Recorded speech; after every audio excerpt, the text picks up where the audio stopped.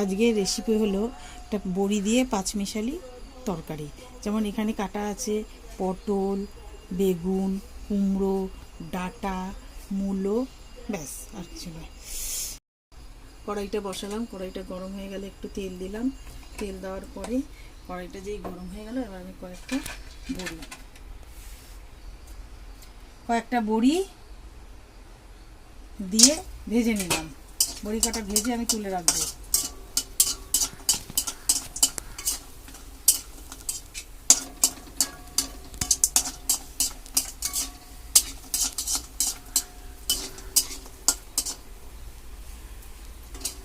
তুলবো এবার। বড়িগুলো ভাজা হয়ে গেল, এবার তোলা হবে।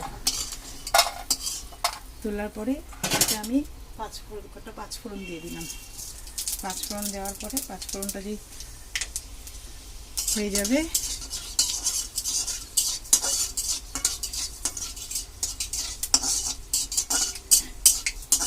এবার আমার কেটে রাখা সব সবজিগুলো কড়াইতে ঢেলে দিলাম।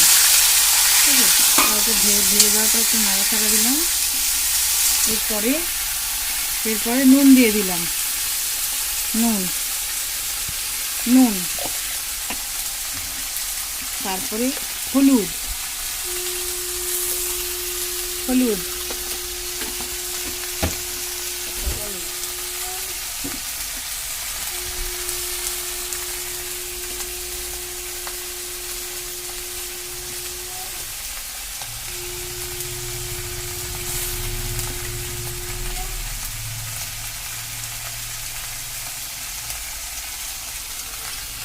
ধুয়ে রেখে 4টে কাঁচা লঙ্কা দিয়ে দিলাম। এবার নাড়াচাড়া করার পরে ঢেকে দিলাম।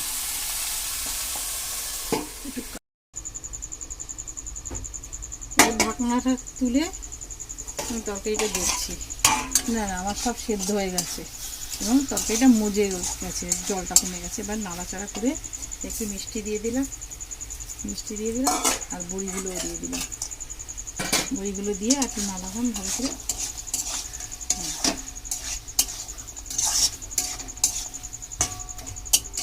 এবার এটাকে আমি নামাবো।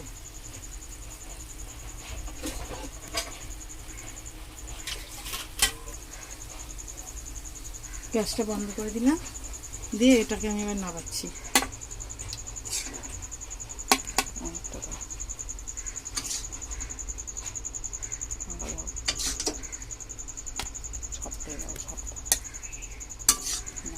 ভালো লাগবে না।